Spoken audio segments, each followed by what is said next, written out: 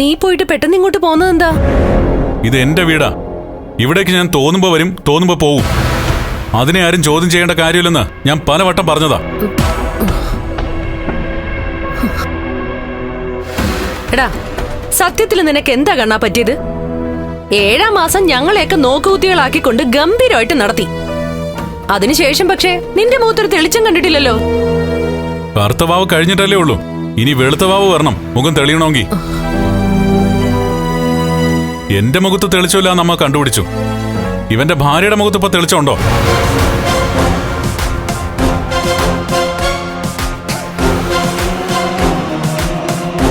അതിന്റെ കാരണം എന്താണെന്ന് നിങ്ങൾ തിരക്കിയോ? അത് അവളുടെ അച്ഛന്റെ അവസ്ഥ കൊണ്ടാണെന്ന് എനിക്ക് തോന്നുന്നത്.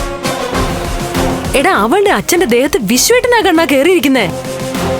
അങ്ങനെ എന്റെ അച്ഛൻ കൃത്യമായിട്ട് അയാളുടെ ശരീരത്തിൽ തന്നെ കയറാനുള്ള കാരണം എന്താ?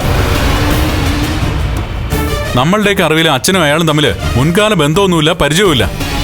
പിന്നെ എന്തുകൊണ്ടാ നമ്മുടെ ഒന്നും ശരീരത്തിൽ കയറാതെ അയാളുടെ ശരീരത്തിൽ തന്നെ അച്ഛൻ കയറിക്കൂടിയത്?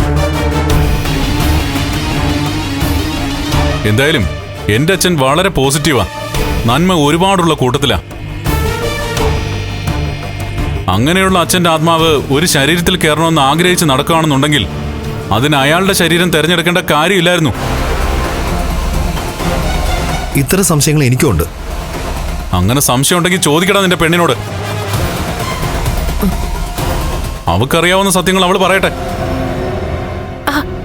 എടാ, നീ എന്തൊക്കെയോ അറിഞ്ഞു വെച്ചോണ്ടാണല്ലോ കണ്ണാ സംസാരിക്കുന്നേ. ഞാൻ നിങ്ങളോടൊക്കെ സംസാരിക്കാനോ തർക്കിക്കാനോ നിങ്ങളുടെ ചോദ്യത്തിന് മറുപടി പറയാനോ അല്ല വന്നത്.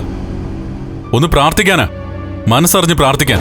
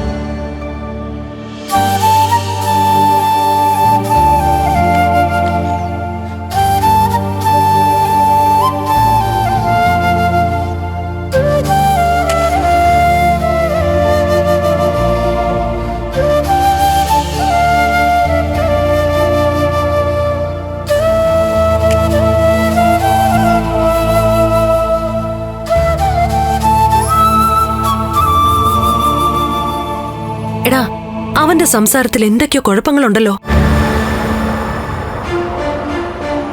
എടാ, അവന്റെ ദേഹത്തു ഇനി നിന്റെ അച്ഛൻ കേറിയോ? എന്താണെന്ന് ആർക്കറിയാം. അയാൾ ഇങ്ങനെ പൂജാമുറിയിൽ കയറാറില്ലായിരുന്നല്ലോ.